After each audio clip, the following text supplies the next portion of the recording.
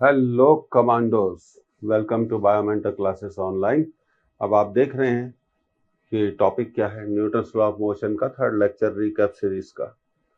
उम्मीद है आपको पहले दो लेक्चर्स में न्यूटन्स लॉ ऑफ मोशन में मजा आया होगा और आपने कई नई चीजें सीखी होगी। इस लेक्चर में भी हम कई डिफरेंट वेराइटीज के क्वेश्चन के साथ शुरुआत करने जा रहे हैं और ये रिकैप सीरीज का जो एक ही पर्पस है कि मजबूत रिवीजन हो आपका, जिससे कि आप अपने एग्जामिनेशन में सक्सेसफुल हो जाएं और पास कर जाएं।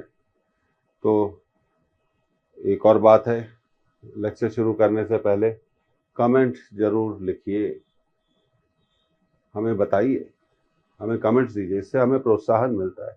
तो चलिए अब शुरू करते हैं आज का Newton's law of motion part 3 का पहला सवाल। ये देखिए, two fixed frictionless incline plane. तो ये दो इंक्लाइन प्लेन दिए हुए गए हैं, इसका एंगल 60 डिग्री और इसका एंगल 30 डिग्री है और makes an angle 30 degree and 60 degree with vertical are shown in the figure. Two blocks A and B are placed on the two planes. दो ब्लॉक हैं, एक A है और एक B है, इन्हें प्लेन पर रखा गया है। What is the relative vertical acceleration of A with respect to B? A का with respect to B relative acceleration कितना होगा? तो इसे नोट कर लीजिए, कितना रिलेटिव एक्सेलरेशन होगा ए का विद रिस्पेक्ट टू बी। अब देखिए, सबसे पहले हम अच्छे से जानते हैं कि जो एक्सेलरेशन होता है डाउन द प्लेन कितना होता है, जी साइन 60 हो गया, ठीक है, जी साइन 60। और इसका अलोंग द प्लेन एक्सेलरेशन कितना होगा, जी साइन 30। अब हमें वर्टिकल एक्सेलरेशन निकालना है। तो देखिए, यहां पर हम ये कह सकते हैं कि ये जो एंगल है 60 डिग्री है, तो ये एंगल कितना होगा, 30 डिग्री होगा। तो इसका जो कंपोनेंट आएगा, अब मान लीजिए ये ए है और मान लीजिए ये क्या है, ए बी है। तो ए को हम यहां पे क्या करने चाह रहे हैं, रिजॉल्व करने जा रहे हैं।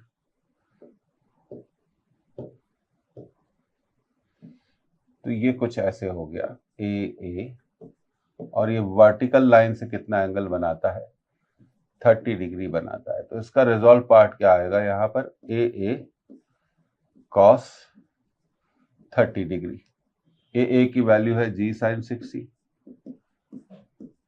Into cos 30। तो साइन 60 की वैल्यू आएगी √3/2, कॉस 30 की वैल्यू आएगी √3/2। तो इसका वर्टिकल एक्सेलरेशन कितना हो गया, 3g/2। हमसे पूछा गया रिलेटिव वर्टिकल एक्सेलरेशन। तो रिलेटिव, अच्छा देखिए, अब यहां पर वर्टिकल एक्सेलरेशन ऑफ ए हम बोल सकते हैं, vertical acceleration of A will be 3g/2। अब बात करते हैं दूसरे पार्ट की। ये देखिए, तो ये ए बी, ये एंगल कितना है आपका 30 डिग्री, तो ये एंगल कितना होगा 60 डिग्री। तो सिचुएशन ऐसी आई कि ए बी वर्टिकल के साथ कितना एंगल बनाता है, 60 डिग्री। तो इसका जो वर्टिकल कंपोनेंट आएगा वो आएगा A B cos 60, A B cos 60, A B cos 60। और ए बी कितना है, अब आप देखिए यहां पर ए बी को निकाल लीजिए, ए बी कितना है, g/2। तो वर्टिकल एक्सेलरेशन हमें पूछा गया, वर्टिकल एक्सेलरेशन, ये जो जी साइन थीटा होता है ये एक्सेलरेशन होता है along the plane.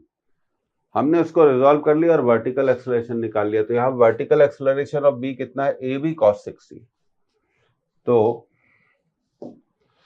Vertical acceleration of B will B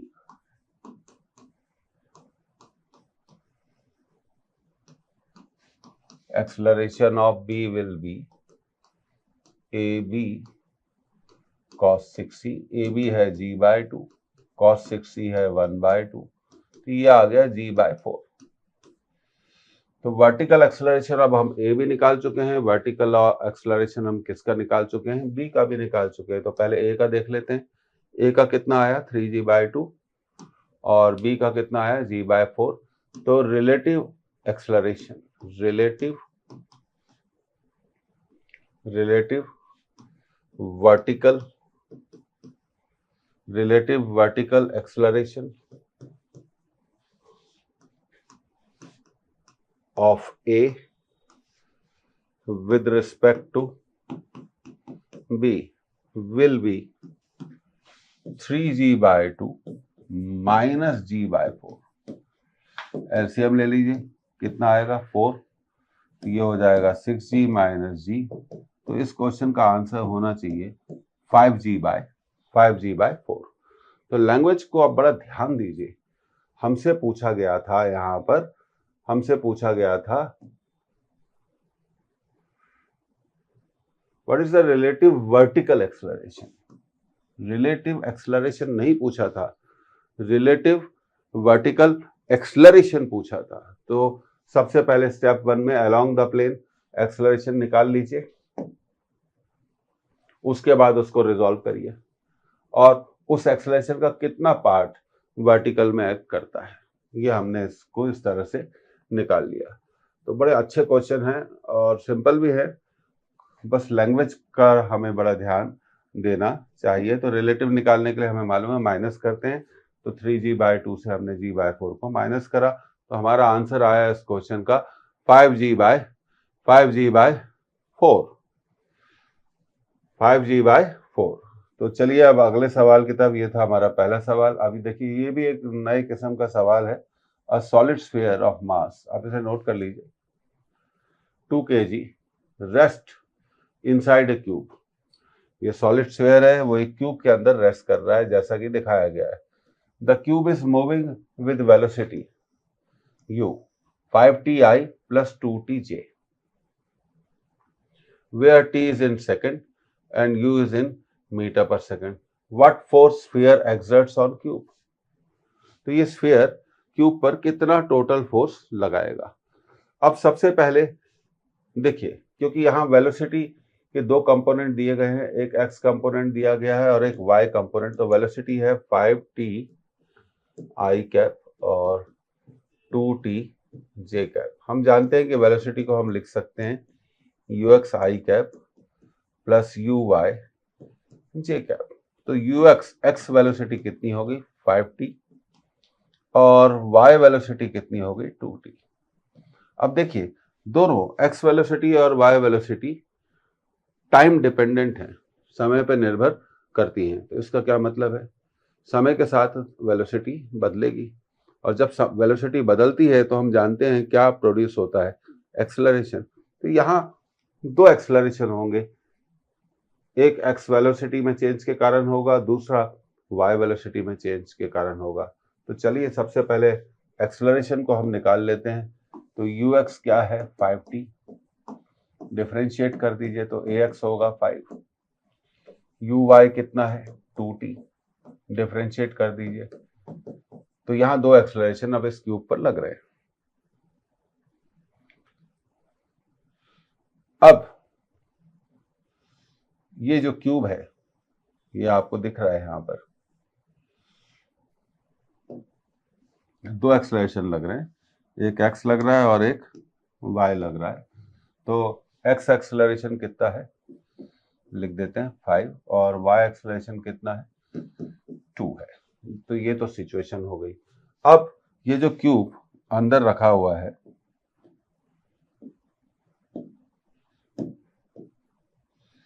ये कुछ इस तरह से रखा हुआ है, तो इस पर लगेगा स्यूडो। क्या लगेगा स्यूडो। अब क्यूब का मास कितना है, स्फीयर का मास कितना है 2 kg, तो स्यूडो होगा 2 × -5 that is -10।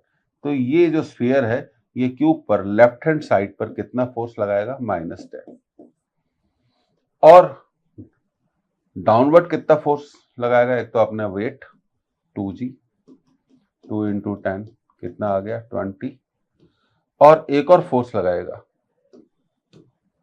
Pseudo 2 into retard acceleration कितना है 2, तो ये स्यूडो ऐसे लगेगा क्योंकि ये क्यूब ऊपर जा रहा है, इसकी एक्सेलरेशन कितनी है 2, तो स्यूडो नीचे लगेगा 2 इंटू 2 4, तो दोनों को जोड़ दें तो टोटल फोर्स कितना लगेगा डाउनवर्ड डायरेक्शन में 24। तो अब देखिए सिचुएशन कुछ ऐसे बन गई कि ये हमारा क्यूब रखा हुआ है, यहां पर ये कितना फोर्स लगा रहा है 10, और यहां पर ये कितना फोर्स लगा रहा है 24। तो ये क्यूब स्फीयर पे जो नेट फोर्स लगाएगा वो हमें कैसे मिलेगा, इनके रिजल्टेंट से मिलेगा। तो नेट फोर्स हम निकाल सकते हैं √10 का स्क्वायर प्लस 24 का स्क्वायर 100 प्लस 476, तो ये आ गया 576 का रूट होगा 24, तो नेट फोर्स की वैल्यू कितनी आएगी 24। हमेशा याद रखिए डाउनवर्ड डायरेक्शन में वेट भी लगेगा, मैं आपको एक बात और फिर क्लियर करना चाहता हूँ, वेट भी लगेगा और स्यूडो भी लगेगा, क्योंकि एक्सेलरेशन कहाँ है ऊपर की तरफ है, तो स्यूडो का फोर्स कहाँ लगना चाहिए नीचे की तरफ लगना चाहिए। तो यहाँ पर इस पर दो फोर्स लग रहे हैं, 24 और एक 10, और इन दोनों के बीच में कितना एंगल बन रहा है 90 डिग्री, इसलिए हमने यहाँ पर क्या करा पाइथागोरस थ्योरम का एक बहुत सिंपल सा यूज कर लिया और हमने नेट फोर्स को क्या कर लिया कैलकुलेट कर लिया, नेट फोर्स को हमने क्या कर लिया कैलकुलेट कर लिया। तो बड़ा अच्छा सवाल था, ये उम्मीद है आपको समझ में आ गया होगा। कुछ नए तरह के सवालों को हमने यहाँ पर इंक्लूड किया है। अब आप देखिए ये एक सवाल है, आप इसे नोट कर लीजिए। अब मैं इसे पढ़ता हूं। A bomb moving with a velocity 40I plus 50J minus 25K metre पर सेकेंड explodes, फट जाता है into 2 pieces of mass ratio 1:4। तो जिन दो टुकड़ों में फटता है उनके मास का जो रेशियो है वो कितना है 1:4। After explosion the smaller piece moves away with velocity 200I plus 70J plus 15K metre पर second. The velocity of larger piece after explosion is। तो सबसे पहले हम टोटल मास ऑफ बॉम्ब मान लेते हैं। Total mass of bomb will be 5m। अब आप बोलेंगे 5m क्यों माना, क्योंकि एक और 4 को जोड़ने पर। तो mass of smaller piece, mass of smaller piece, अब स्मॉलर पीस का भी मास देखना पड़ेगा कितना हो जाएगा m, and mass of larger या बिगर पीस कितना हो जाएगा 4m। तो ये बिल्कुल बड़ा सीधा साधा सवाल है, कंजर्वेशन ऑफ मोमेंटम पर आधारित ये सवाल है। हम कह सकते हैं कि इनिशियल मोमेंटम का मतलब है बिफोर एक्सप्लोजन, इनिशियल मोमेंटम कितना है 0 है। तो कंजर्वेशन ऑफ मोमेंटम से हम कह सकते हैं कि भाई फाइनल मोमेंटम भी 0 होगा,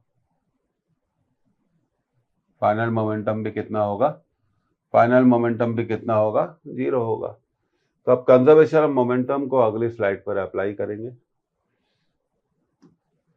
initial momentum equal to final momentum, तो m स्मॉलर पीस की वेलोसिटी कितनी थी 200I प्लस, अच्छा दूसरी चीज यहाँ पे इनिशियल मोमेंटम 0 नहीं होगा, आई एम वेरी सॉरी 0 नहीं होगा, क्योंकि यहाँ पे वो जो बॉम्ब था वो रेस्ट पर नहीं है, वो वेलोसिटी से मूव कर रहा है। तो देखिए गलती हो गई, कोई भी कर सकता है।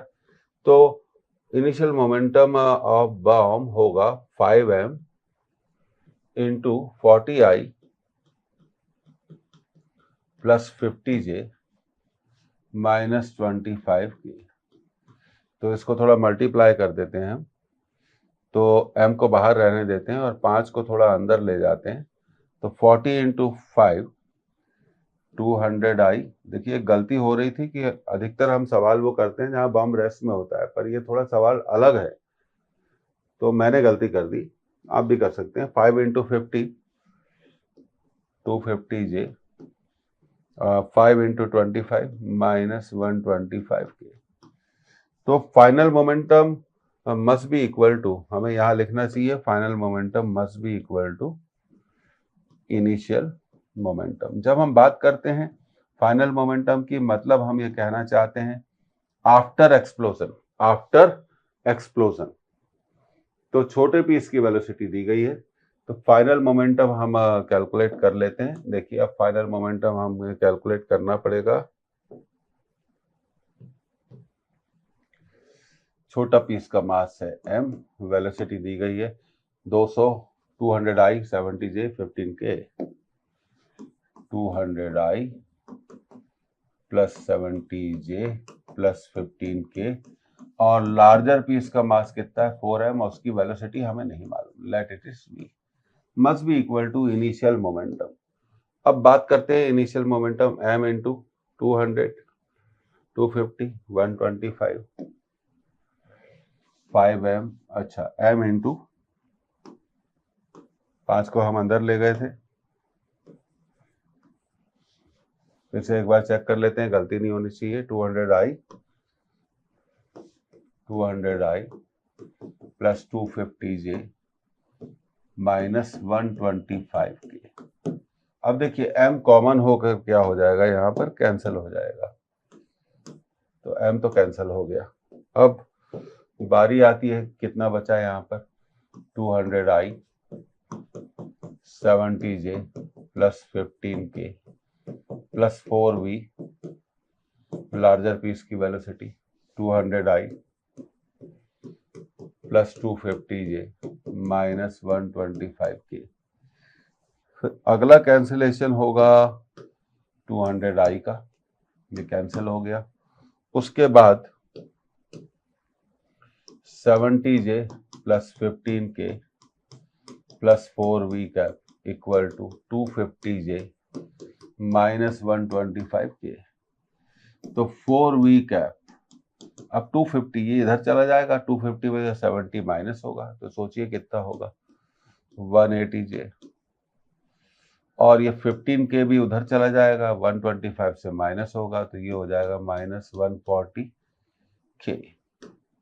तो वेलोसिटी आ गई। अब देखिए यहाँ पे हम क्या कॉमन ले सकते हैं, देखिए ये बहुत इंपॉर्टेंट बात है, दो कॉमन ले लेंगे तो ये हमारा आ जाएगा 90j माइनस 70k। दो और कॉमन ले लें तो 2 × 2 4 हो जाएगा, 45j माइनस 35k। कुछ लोगों ने कैलकुलेशन का बोला था इसलिए इसका ध्यान दिया है। तो वेलोसिटी कितनी हो जाएगी 45j minus 35k। that will be the velocity, that will be the velocity of bigger piece, that will be the velocity of, that will be the velocity of bigger piece। तो वो बड़े piece का velocity इतना होना चाहिए 45j minus 35k। तो इसको note कर लीजिए, समझ में आपको ये आ गया होगा। अब अगले सवाल की तरफ बढ़ते हैं। 1 मिनट का टाइम है आपके पास इन सभी चीजों को सॉल्व करने के लिए, इस बात का हमें ध्यान रखना चाहिए। अब ये रहा हमारा अगला सवाल, बड़ा कॉमन सवाल है, कई किताबों में मिलता है। अब पार्टिकल, आप इसे नोट कर लीजिए। अब पार्टिकल ऑफ मास 4m, एक पार्टिकल का मास 4m है, explodes into 3 pieces of masses m, m and 2m। वो 3 टुकड़ों में फट जाता है विस्फोट के बाद, जिनके मासेस हैं m, m and 2m। The equal masses moves along x-axis and y-axis with velocity 4 meter per second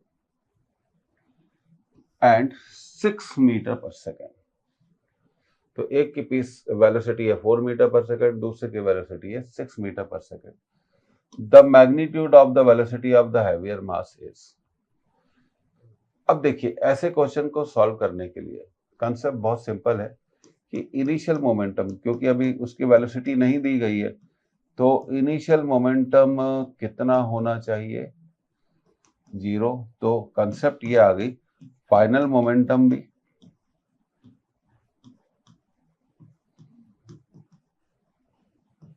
zero होना चाहिए। अब फाइनल मोमेंटम की बात करते हैं तो पहले पीस का मोमेंटम जिसका मास है p1 m और वेलोसिटी है 4, तो इसका मोमेंटम कितना आ गया 4m। दूसरे का मोमेंटम आ गया m इंटू 6, क्योंकि वेलोसिटी 6 है, 6m। और तीसरे की वेलोसिटी हमें नहीं मालूम, पर तीसरे का हमें मास जरूर मालूम है कि तीसरे का मास कितना है 2m। तो इसको थोड़ा वेक्टर नोटेशन में हम इस तरह से करेंगे। तो देखिए ये 4m मोमेंटम हो गया और ये मोमेंटम हो गया 6m। अगर हम इन दोनों मोमेंटम का, जो कि 90 डिग्री पे लग रहे हैं, रिजल्टेंट मोमेंटम निकालेंगे तो रिजल्टेंट मोमेंटम इतना आएगा, root of p1 square plus p2 square, क्योंकि 90 डिग्री एंगल है। अब तीसरे पीस का जो मोमेंटम होना चाहिए वो, क्योंकि फाइनल मोमेंटम 0 है, तो तीसरे पीस का जो मोमेंटम होना चाहिए वो इन दोनों के रिजल्टेंट के बराबर होना चाहिए और अपोजिट होना चाहिए। तो ऐसे क्वेश्चन को सॉल्व करने की जो कंसेप्ट है, डायरेक्ट कंसेप्ट है, वो ये है कि P3 must be equal to P1 square plus P2 square. P3 must be equal to P1 square plus P2 square। तो अगली स्लाइड पे चलते हैं। तो P3 स्क्वायर इक्वल टू कितना आ गया, P1 square plus P2 square. इसका मास, अच्छा P3 पहले हम P3 ही निकालेंगे, उसके बाद आगे कैलकुलेशन करेंगे। तो P3 स्क्वायर, तो ये हो जाएगा 4m का स्क्वायर और ये हो जाएगा 6m का स्क्वायर। तो P3 स्क्वायर हो गया 16m square plus 36m square. तो P3 स्क्वायर हो गया 52m स्क्वायर। तो P3 will be 52m square का रूट ले लेंगे, तो ये आ जाएगा 4m into root 13। 4m into root 13। देखिए 52 को क्या लिख सकते हैं, अच्छा देखिए यहाँ फिर गलती हमने करी है, तो इसको फिर कैलकुलेशन में देखिए गलती तो होना ही नहीं चाहिए। इसको हम लिख सकते हैं 4m स्क्वायर इंटू 13। तो P3 आएगा, अब देखिए 2m रूट 13, 2m गलती सुधार दी, 2m रूट 13। तो देखिए अब P3 कितना आ गया, 2m रूट 13। तो अब देखिए P3 को लिख सकते हैं उसका मास इंटू वेलोसिटी, और ये दिया हुआ है 2m रूट 13। तो 2m से 2m कैंसिल हो जाएगा, तो तीसरे पीस की जो वेलोसिटी आएगी रूट 13 मीटर पर सेकंड आएगी। कितनी आएगी, रूट 13 मीटर पर सेकंड आएगी, रूट 13 मीटर पर सेकंड आएगी, रूट 13 मीटर पर सेकंड आएगी। तो इसका करेक्ट आंसर यह है। अब देखिए इसमें जो मेन बात थी वो आपको याद रखनी चाहिए, लेकिन ऐसा तभी होगा जब दो पीस एक दूसरे से कितने डिग्री पर जा रहे हो, 90 डिग्री पर जा रहे हो। तो before applying be careful, apply करने से पहले थोड़ी सावधानी की क्या है, इसमें काफी जरूरत होती है। अब अगले सवाल की तरफ, ये क्लियर हो गया, कैलकुलेशन में मिस्टेक होगी जितनी जल्दी करोगे। अब ये रिकॉइल वेलोसिटी पर बेस्ड एक क्वेश्चन है। द राइफल ऑफ 20 kg मास, एक राइफल है जिसका मास 20 kg, आप इसे नोट कर लीजिए, आप एक स्क्रीनशॉट ले सकते हैं। A rifle of mass 20 kg can fire 4 bullets per second। एक सेकंड में वो 4 बुलेट्स फायर करती है।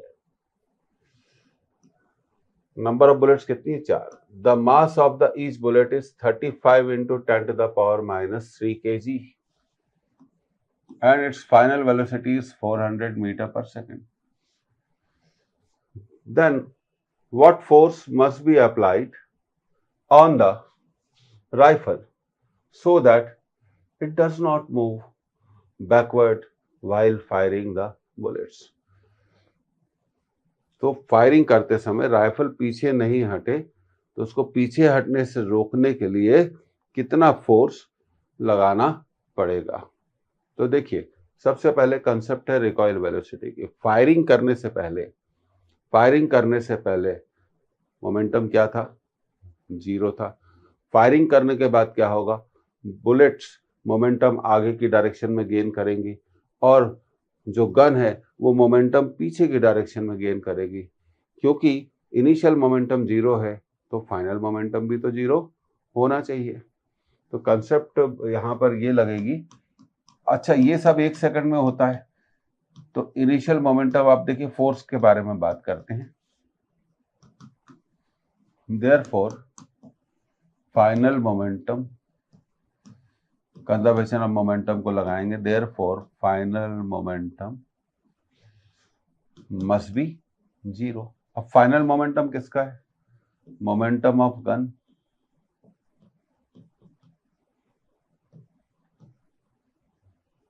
Plus momentum of bullets, momentum of bullets must be equal to 0। तो ये तो कंसेप्ट हो गई। जब भी आपको इस तरह के सवाल सॉल्व करने हैं तो ये सेम कंसेप्ट को आप यूज करके ऐसे सवालों को कर सकते हैं। अब गन का मास कितना है? 20 kg।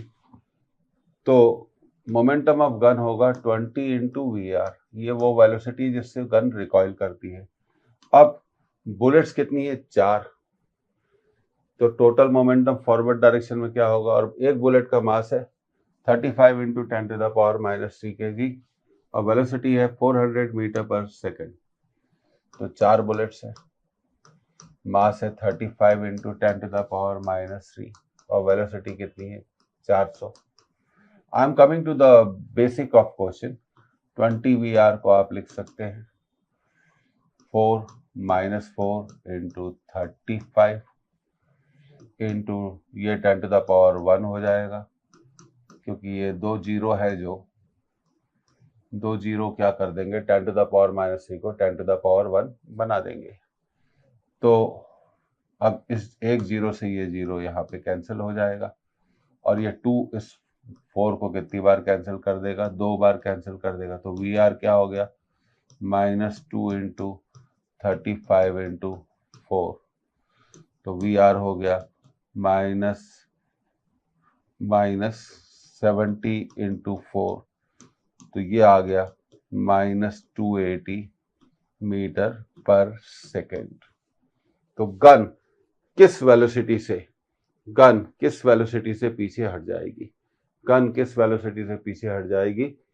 280 मीटर पर सेकेंड की वेलोसिटी से पीछे हट जाएगी। तो अब देखिए, एक्सेलरेशन निकालना बहुत सिंपल है। तो एक्सेलरेशन ऑफ गन हम निकालते हैं। Acceleration of gun in backward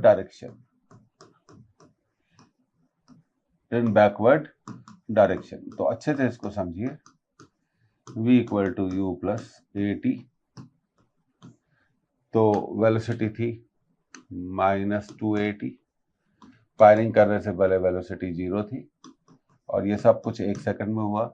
तो बैकवर्ड एक्सेलरेशन कितना आया? -280। रिकॉइल वेलोसिटी ही बैकवर्ड एक्सेलरेशन है अगर आप 1 सेकंड में कैलकुलेट करें तो बैकवर्ड फोर्स कितना होगा? Backward force on gun mass into -280 -5600 Newton. तो अब हमसे पूछा गया है कि गन पर कितना फोर्स लगाया जाए कि वो पीछे नहीं हटे। ऑब्वियसली गन पे लगने वाला बैकवर्ड फोर्स क्या है? -5600 न्यूटन है। अगर हम इसी के बराबर और अपोजिट डायरेक्शन में, फॉरवर्ड डायरेक्शन में इतना ही फोर्स लगा दें मान लीजिए हम फॉरवर्ड डायरेक्शन में 5600 न्यूटन का फोर्स लगा दें तो वो इसको कैंसिल कर देगा, तो नेट फोर्स गन पर कितना हो जाएगा, 0 हो जाएगा, फिर गन पीछे नहीं हटेगी। तो force required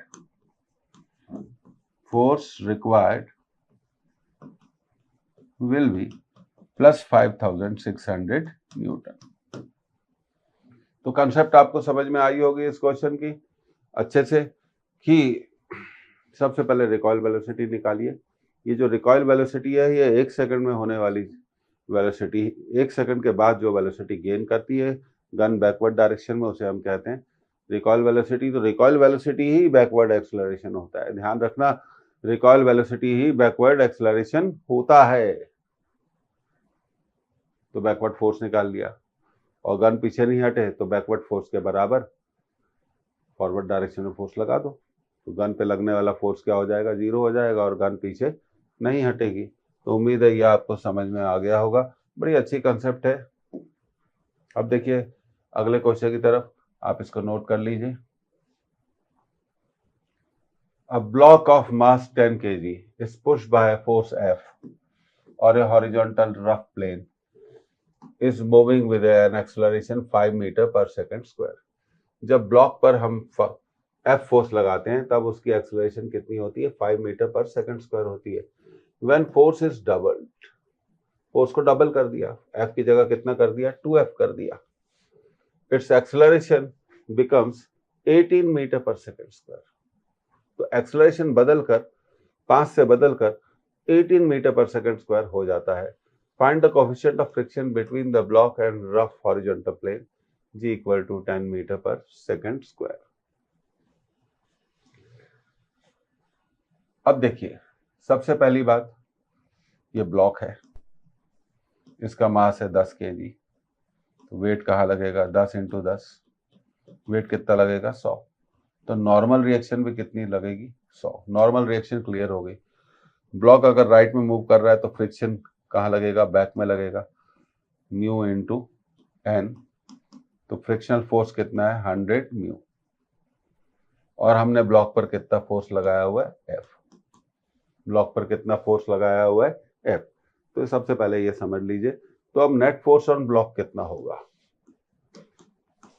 net force on block कितना होना चाहिए, F - 100 म्यू, और नेट फोर्स होता है मास इंटू एक्सेलरेशन। मास दिया हुआ है 10, एक्सेलरेशन दिया हुआ है a, तो ये हो जाएगा हमारा 10a।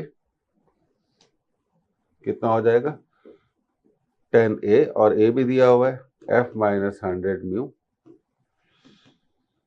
कितना दिया हुआ, 5, तो ये हो गया 50। ये हो गया हमारा पहला इक्वेशन। ये कौन सा इक्वेशन हो गया, हमारा पहला इक्वेशन हो गया। तो this is our first equation, F - 100 mu equal to 50। तो ये चीज आप इसे नोट कर लीजिए, समझ में आपको आ गई होगी। तो हमारा पहला इक्वेशन आ गया F - 100 म्यू इक्वल टू 50। अब फोर्स को हमने डबल कर दिया, तो फ्रिक्शन तो अपनी लिमिटिंग वैल्यू पर है, उतना ही रहेगा।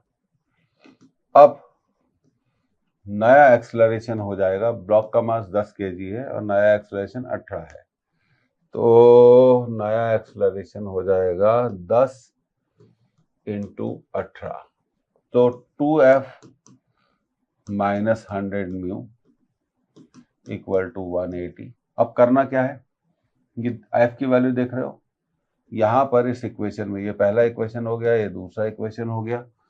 पहले इक्वेशन से F की वैल्यू यहाँ रखनी है, तो पहले इक्वेशन से F की वैल्यू क्या होगी, 50 + 100 mu, 50 + 100 mu minus 100 mu equal to 180।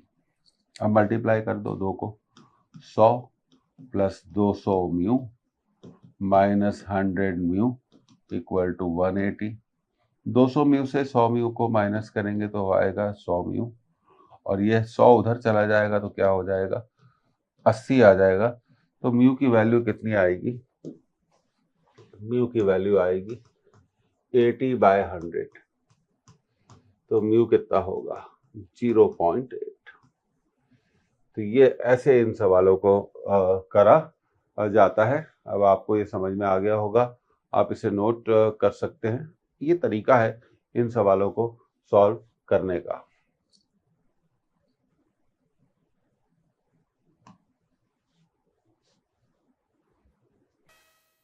तो फिर अगले सवाल की तरफ बढ़ते हैं।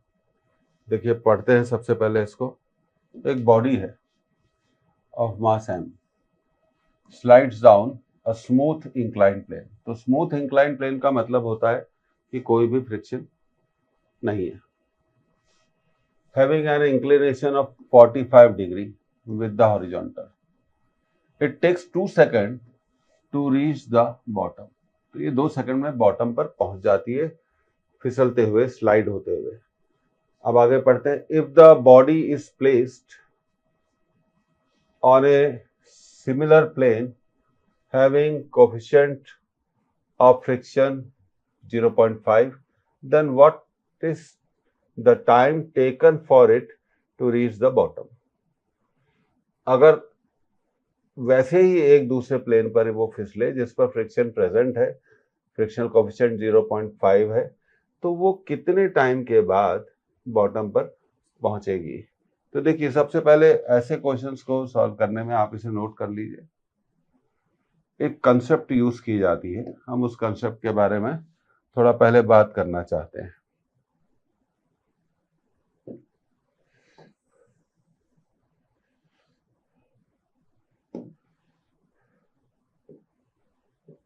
तो ये देखिए, ये आपका प्लेन है और मान लेते हैं कि एक बॉडी है जो यहां पर रखी हुई है।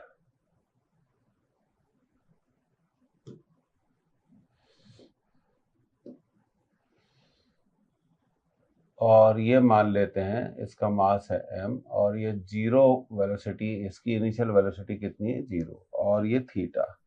तो कभी ना कभी तो ये बॉटम पर पहुंचेगी और मान लेते हैं कि बॉटम पर ये कितने सेकंड में पहुंचती है, t सेकंड में।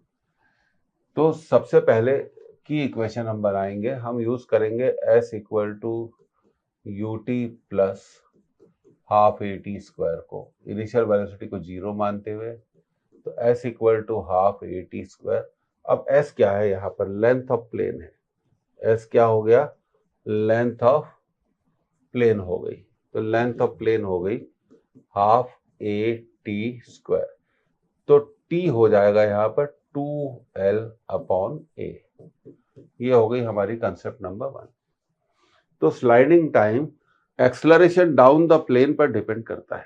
Sliding time acceleration down the plane पर डिपेंड करता है। ये इस इक्वेशन से हमें ये बात समझ में आ जाती है। अब क्वेश्चन में कहा गया है कि बॉडी एक ऐसे प्लेन पे फिसलती है जो स्मूथ है। तो अब अगली कंसेप्ट पे हम आते हैं। तो देखिए, 2 तरह की बातें हो गई।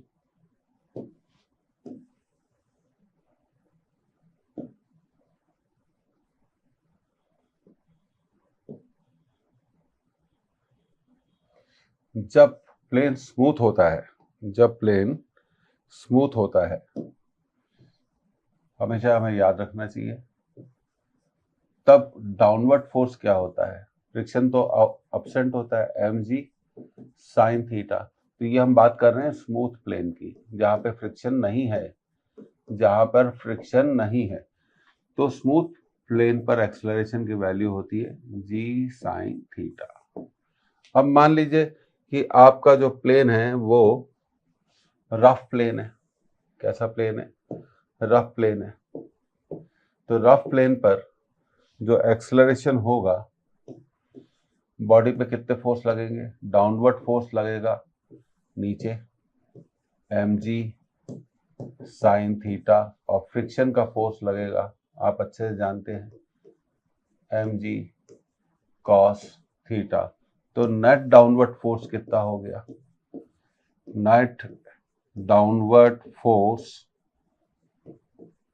हो गया mg sign theta minus mu mg cos theta. तो डाउनवर्ड एक्सेलरेशन कितना होगा, डाउनवर्ड एक्सेलरेशन कितना होगा। अब इसकी बात करते हैं कि भाई डाउनवर्ड एक्सेलरेशन कितना होगा जब प्लेन रफ हो, जी साइन थीटा माइनस म्यू जी कॉस थीटा। तो ये दो बातें आपको यहाँ पर क्या रखनी चाहिए, ध्यान रखनी चाहिए। स्मूथ प्लेन और ये है रफ प्लेन। तो रफ प्लेन का मतलब है कि फ्रिक्शन प्रेजेंट है, friction is present, friction is present. तो जब प्लेन स्मूथ होता है तब वो 2 सेकंड में नीचे पहुंच जाती है, और अगर प्लेन रफ होगा विथ फ्रिक्शन होगा तो वो कितने टाइम में नीचे पहुंचेगी।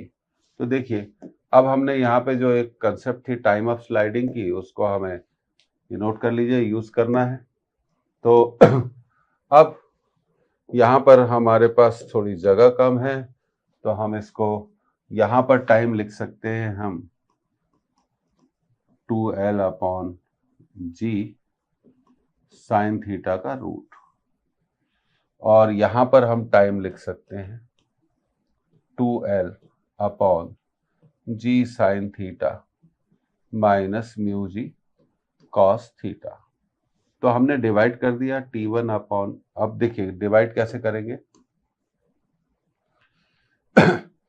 तो T2 अपॉन T1,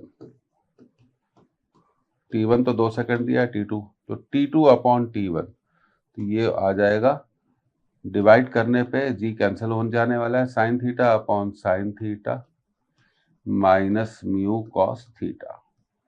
अब देखिए यहाँ खास बात यह है कि थीटा हमें दिया हुआ है 45 डिग्री, कितना दिया हुआ है 45 डिग्री, और हम अच्छे से जानते हैं दो बातें कि साइन 45 डिग्री और कॉस 45 डिग्री दोनों बराबर होते हैं किसके, 1/√2 के। तो अगर हम ये रख देंगे वैल्यूज को, ये 1/√2 और ये हो जाएगा 1/√2 माइनस म्यू इंटू 1/√2, तो ये म्यू कैंसिल हो जाने वाला है, 1/√2 कैंसिल हो जाने वाला है, तो ये मिलेगा 1 upon root of 1 minus mu. तो T2 को हम लिख सकते हैं T1 upon root of 1 minus mu, 2 second, और म्यू दिया हुआ है 0.5, 1 में से 0.5 माइनस होगा तो ये आ जाएगा 1/2 रूट में आएगा, तो टाइम हो जाएगा 2√2 सेकेंड। थोड़ी जगह कम थी तो यहाँ पर हमने इसे किया, आप इसे नोट कर सकते हैं। तो कंसेप्ट क्या है, T2 upon T1 sign theta upon sine theta minus mu cos theta, theta 45 है हमने रखा तो 1/√2 कैंसिल हो जाएगा, तो T2/T1 आया 1 अपॉन 1 माइनस म्यू, तो T2 होगा T1 upon 1 minus mu, mu की वैल्यू रख दी 0.5, तो ये 1/2 रूट के अंदर, तो ऊपर जाके हो जाएगा 2√2 सेकेंड। तो हमेशा आपको ये बात ध्यान रखनी चाहिए कि स्लाइडिंग टाइम किस पे डिपेंड करता है, sliding time is inversely proportional to acceleration. तो हम कह सकते हैं T1 upon T2 equal to root of A2/A1। तो इसे आप नोट कर लीजिए एक बार, और आप इसका स्क्रीनशॉट ले सकते हैं। तो इस क्वेश्चन का जो आंसर है वो आ गया आपका 2√2 सेकेंड, और स्लाइडिंग टाइम क्या होगा T1 अपॉन T2। एक बार आपके लिए फिर से यहाँ कैलकुलेशन कर देते हैं, A2/A1 जी साइन थीटा माइनस म्यू जी कॉस थीटा अपॉन जी साइन थीटा, और यहाँ T1 दिया हुआ था 2, थीटा दिया हुआ था 45 डिग्री, जी कैंसिल हो जाएगा। तो ये इस तरह से ये सवाल क्या हो जाएंगे हमारे, सॉल्व हो जाते हैं। आगे बढ़ते हैं, अब अगले सवाल की तरफ बढ़ने का समय आ गया है। अब देखिए इंक्लाइन प्लेन पे ही बेस्ड क्वेश्चन है। A body sliding down an incline plane having coefficient of friction 0.5। अब यहां बोला गया if the normal reaction double of resultant downward force, along the inclined plane. Then find the angle between inclined plane and the horizontal. तो inclined plane का angle हमें निकालना है। तो सबसे पहले तो हम अच्छे से जानते हैं ये रफ प्लेन है, यहाँ पर एक मास रखा हुआ है। सबसे पहले अगली बात करते हैं नॉर्मल रिएक्शन की। तो नॉर्मल रिएक्शन होती है, हम जानते हैं एन एम जी कॉस थीटा। बॉडी नीचे जा रही है, नीचे लग रहा है एम जी साइन थीटा, और फ्रिक्शन इसके अपोजिट लगेगा तो वो होगा mu M G cos theta. तो नेट डाउनवर्ड फोर्स कितना हुआ? नेट डाउनवर्ड फोर्स कितना हुआ? तो सवाल ये उठता है कि भाई नेट डाउनवर्ड फोर्स कितना है?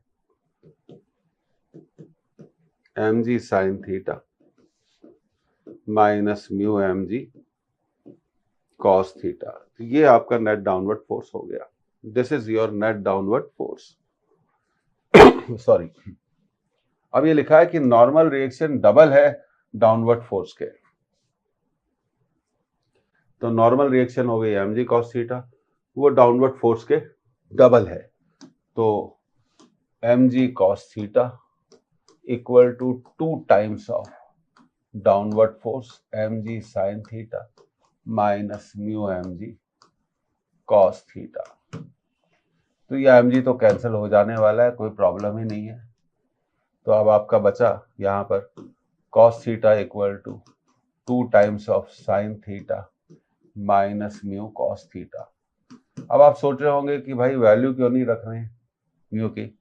रख देते हैं, क्योंकि म्यू गिवन है आपका 0.5, तो दिया हुआ है 1/2। तो चलिए 1/2 रख देते हैं। Cos theta 2 sine theta minus 2 mu cos theta. तो 2 म्यू, तो म्यू 1/2 है तो वो 2 को कैंसिल कर देगा। तो cos theta equal to 2 sine theta minus cos theta, इसको इधर ले गए तो ये हो गया 2 कॉस थीटा, ये हो गया 2 साइन थीटा, 2 से 2 cancel, 1 equal to sine theta upon cos theta, तो ये आ गया टेन थीटा। तो टेन थीटा कितना हुआ आपका? टेन थीटा हुआ 1, तो थीटा ऑब्वियसली कितना होगा? 45 डिग्री। थीटा ऑब्वियसली कितना होगा? 45 डिग्री। तो ये जो क्वेश्चन था बिल्कुल बेसिक कंसेप्ट पर क्या आधारित क्वेश्चन था। तो इस क्वेश्चन का जो आंसर होना चाहिए 45 डिग्री होना चाहिए।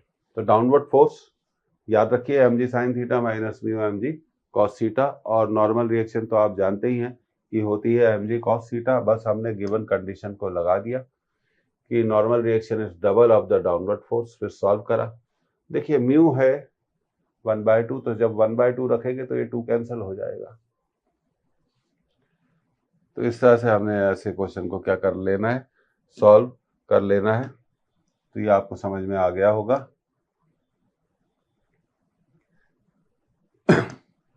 अब देखिए अगला सवाल।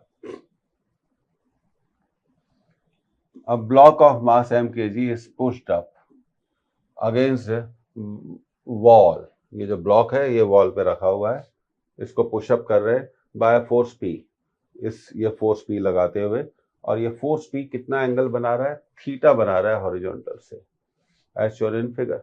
The coefficient of static friction between the block and the wall is m। देखिए पहली चीज तो ये m नहीं है, इसको हमें थोड़ा सुधार कर लिखना पड़ेगा। ये है म्यू। The minimum value of P, तो पी की मिनिमम वैल्यू कितनी होगी? The minimum value of P that allows the block to remain stationary. तो पी की मिनिमम वैल्यू हमें निकालनी है कि जिससे ये ब्लॉक स्टेशनरी रहे। आप इसको नोट कर सकते हैं, इसका स्क्रीनशॉट ले सकते हैं, ले लिया होगा अब तक। तो चलिए अब अगली स्लाइड में इसको हम सॉल्व करते हैं। ये देखिए थोड़ा अब यहाँ पर हमें समझने वाली बात आ गई है। तो देखिए पी कॉस थीटा, पी को रिजॉल्व कर लिया तो ये आ गया P cos theta, vertical component P sign theta, और ये नॉर्मल रिएक्शन आ गई। तो ये जो ब्लॉक है ये वॉल पर कितना फोर्स लगा रहा है? P cos theta. तो पहला पॉइंट तो बहुत क्लियर है कि नॉर्मल रिएक्शन क्या हो गई? P cos theta. Normal reaction कितनी हो गई? P cos theta. ये तो पहली बात हो गई। दूसरी बात हो गई ब्लॉक पर लगने वाले फोर्सेस, एक तो उसका वेट है, दूसरा फोर्स ये दिख रहा है हमारे को P sin थीटा, तीसरा फोर्स दिख रहा है फ्रिक्शन, क्योंकि ब्लॉक की टेंडेंसी है नीचे फिसलने की, तो फ्रिक्शन कहाँ लगेगा, ऊपर। तो क्योंकि ब्लॉक स्टेशनरी है, तो हम लिख सकते हैं कि P sin theta plus mu N must be equal to mg। अब n की वैल्यू कितनी है, P cos थीटा।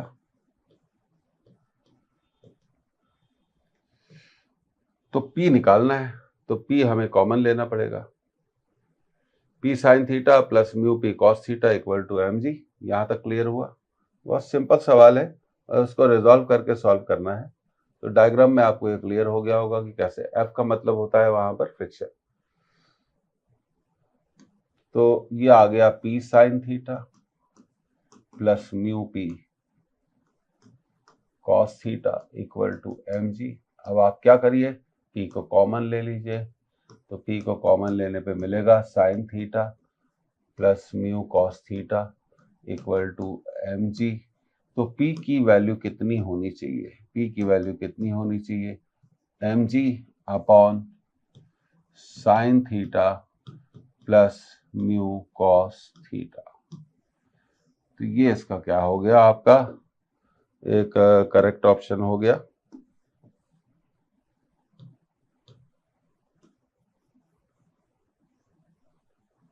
तो इतना फोर्स लगा के हम उसको रोक सकते हैं।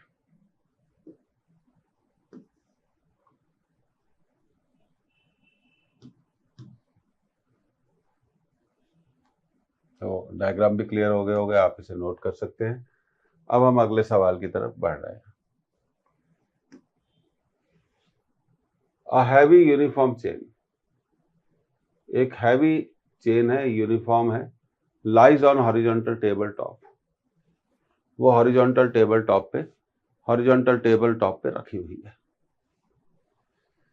If the coefficient of friction between the chain and the table surface is 0.25, the maximum percentage of the length of the chain, that can hang over one edge of the table. तो उसका कितना percentage, chain की लंबाई का कितना percentage table से लटक सकता है, ये पूछा गया है। इसे नोट कर लीजिए, फिर हम इसे सॉल्व करते हैं। क्योंकि देखिए ये बड़ा स्वाभाविक है, परसेंटेज पर आधारित क्वेश्चन है। तो हम सपोज कर लेते हैं, let the length of chain, सबसे पहली कंसेप्ट इज 100।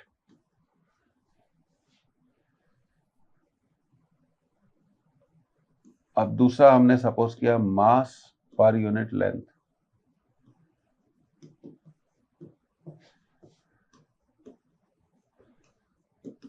रो। तीसरी बात हमने लेट करी, let the x length hangs over the table top. Table top से लटकने वाली जो लेंथ है वो कितनी है, x है। तो ये तीन सपोजिशन हमने यहां पर कर लिए। तो कितना मैक्सिमम परसेंटेज लटक सकता है जिससे कि चेन गिरे नहीं, तो ये सवाल है, जिससे कि चेन गिरे नहीं। तो चलिए इसको सॉल्व कर लेते हैं। तो देखिए टोटल लेंथ हमने मान ली 100, और लटका हुआ जो पार्ट है वो उसकी लेंथ हमने मान ली x। उसकी लेंथ कितनी मान ली, x।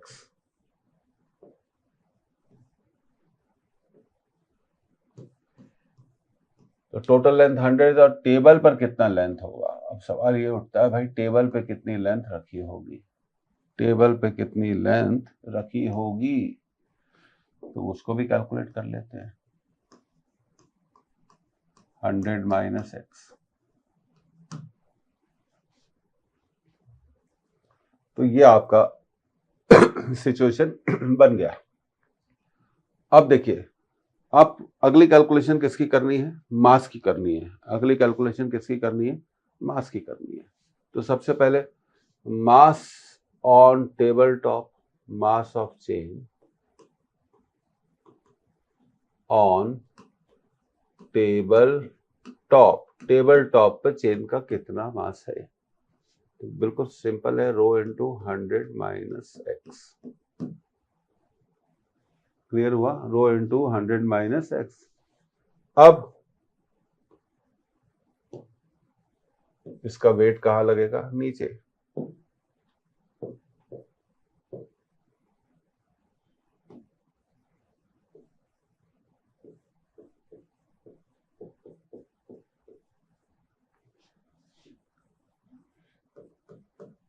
और यहां लगेगा फ्रिक्शन।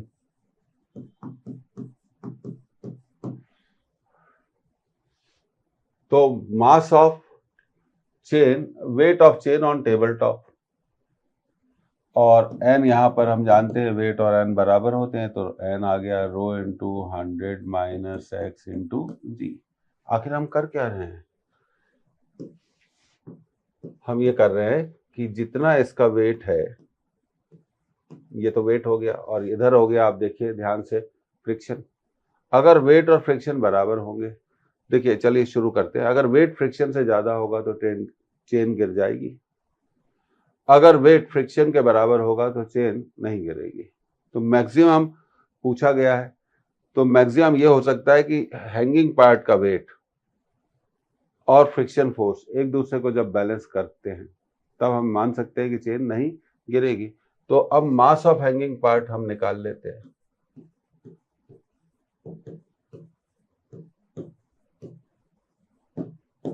Rho into x. अब इसका वेट कितना हो जाएगा? रो एक्स इंटू जी। तो बात बिल्कुल क्लियर है कि ये फ्रिक्शन और वेट ऑफ हैंगिंग पार्ट एक दूसरे को बैलेंस करेंगे, तो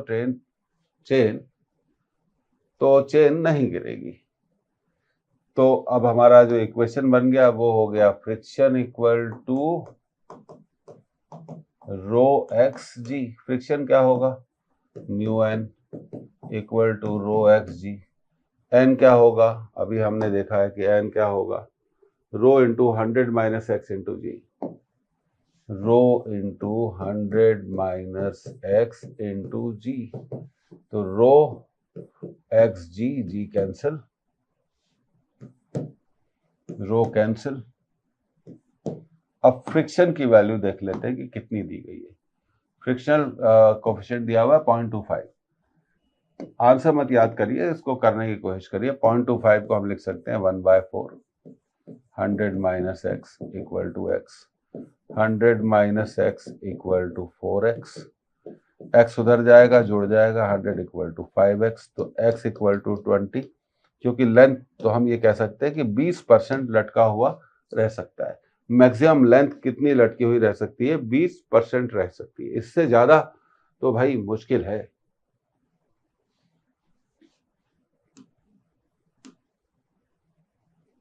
ये रहा आपका फर्स्ट ऑप्शन। तो देखिए अब फिर से एक बार इस कंसेप्ट को, कि अगर वेट ज्यादा होगा फ्रिक्शन से तो ये चेन नीचे गिर जाएगी। अगर वेट फ्रिक्शन के बराबर होगा तो नहीं गिरेगी। तो वेट को या तो फ्रिक्शन के बराबर होना चाहिए या उससे कम होना चाहिए। क्योंकि क्वेश्चन में पूछा गया मैक्सिमम, तो हमने वेट और फ्रिक्शन को क्या कर दिया, यहाँ पर अगली स्लाइड में वेट और फ्रिक्शन को हमने क्या कर दिया? बराबर कर दिया। तो हमारा काम बन गया और हमारा ये क्वेश्चन सॉल्व हो गया। ठीक है, बात आपको समझ में आती है। अब अगले क्वेश्चन की तरफ बढ़ते हैं, तेजी से बढ़ते हैं। ये देखिए, फिर टाइम पर बेस्ड क्वेश्चन है। थोड़ा हमने इसको रिपीट किया है क्योंकि हमें लगता है कि बड़ा इंपॉर्टेंट है। ऐसे सवाल जनरली क्या होते हैं? इंपॉर्टेंट होते हैं और बच्चों को थोड़ी दिक्कत भी होती है। The length of smooth and rough inclined plane, the length of smooth and rough inclined plane of inclination 45 degree same है। Times of sliding of a body on two surfaces T1 and T2। तो पहले दिया हुआ है smooth, बाद में दिया हुआ है रफ। तो स्मूथ पर नीचे फिसलने में कितना टाइम लेती है बॉडी, t1, और रफ पर कितना टाइम लेती है, t2। म्यू दिया हुआ है 0.75, देन t1 अपॉन t2। अब 4 आंसर दिए गए हैं, 2:1, 2:3, 1:2 एंड 3:2। आप इसको नोट कर लीजिए। और हमने अभी इसी लेक्चर में एक थ्योरी डेवलप करी थी, S = ½ AT² से। तो टाइम ऑफ स्लाइड होगा 2 × length of plane divided by acceleration. ये हम अच्छे से जानते हैं, 2 × length of plane divided by acceleration of plane. ये तो हम अच्छे से जानते ही हैं कि इतना होगा। अब हमसे पूछा है t1 अपॉन t2। तो t1 जब प्लेन स्मूथ था तो एक्सलरेशन कितना था, g sin थीटा।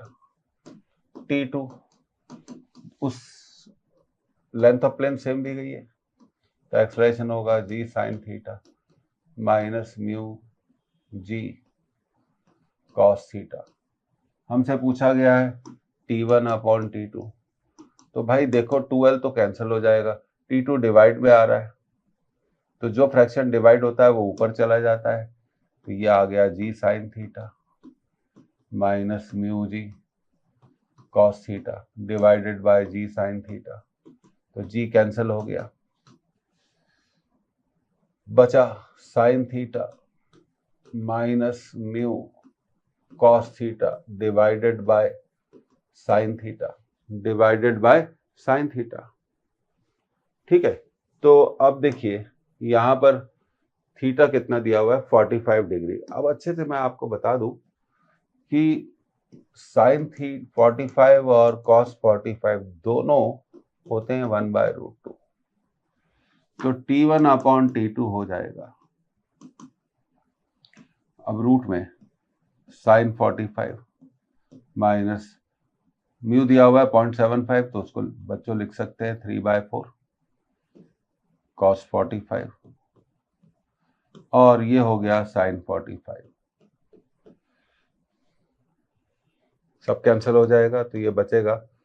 देखिए बड़ा मैंने इसको क्यों कैंसिल करा, क्योंकि ये कॉमन आ जाएगा, क्योंकि दोनों की वैल्यू 1/√2 कैंसिल हो जाएगा। तो ये बचेगा 1 माइनस 3/4, तो ये आ जाएगा रूट में 1/4।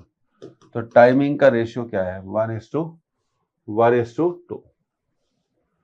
तो टाइमिंग, ये बड़े इंपॉर्टेंट सवाल होते हैं, ये सवाल बहुत इंपॉर्टेंट होते हैं, इनका बड़ा हमें ध्यान रखना चाहिए, बहुत ज़्यादा हमें ध्यान इन सब चीज़ों का रखना चाहिए। तो 1:2, तो दिस इज द आंसर, 1:2। अब देखिए कैलकुलेशन को मजबूत करना तो बेहद ज़रूरी है। एक चीज़ हमेशा याद रखिए कि जब बॉडी किसी भी इंक्लाइन प्लेन पर स्लाइड डाउन करती है, मान लीजिए 0 वेलोसिटी, तो नीचे पहुंचेगी तो कुछ वेलोसिटी भी होगी। तो इसके लिए हम यूज कर सकते हैं v² = u² + 2as। s क्या हो गया, लेंथ ऑफ प्लेन हो गई, तो v² = 2al। तो v² is proportional to a, तो velocity v is proportional to √a। तो वेलोसिटी का रेशियो अगर हम बात करें v1 अपॉन v2 की, अगर हम बात करें v1 अपॉन v2 की,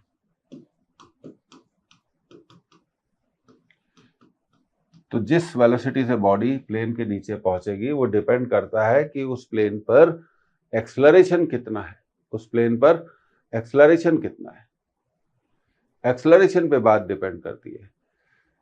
तो अभी का लेक्चर यहीं ख़त्म कर रहे हैं। प्लीज़ कमेंट लिखिए, हमें लिखिए, बताइए और अपने रिवीजन को मजबूत करिए। कैलकुलेशन सुधारना ही पड़ेगा, पढ़ना ही पड़ेगा, रिवाइज करते रहिए और मुझे उम्मीद है कि आप पक्का सिलेक्ट होंगे।